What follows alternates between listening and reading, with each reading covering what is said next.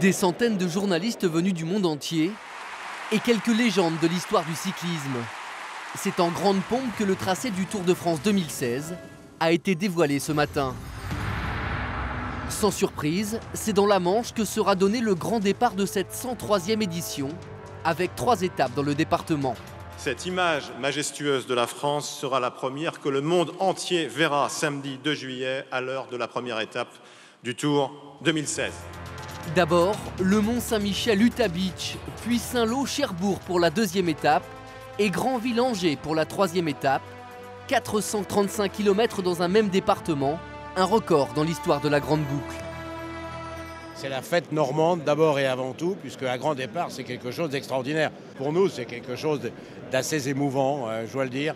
C'est pas un moment que l'on vit tous les jours. Du 2 au 4 juillet, la Manche va donc accueillir le 3e événement sportif mondial après les JO et la Coupe du Monde de foot.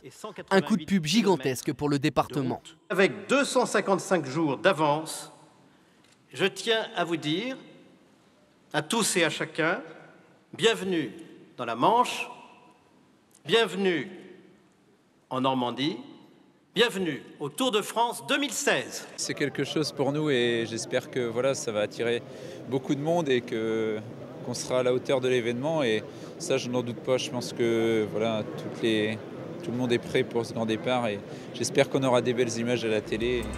Près de 3 milliards de téléspectateurs assisteront à ce grand départ. La Manche a 9 mois pour vendre l'événement.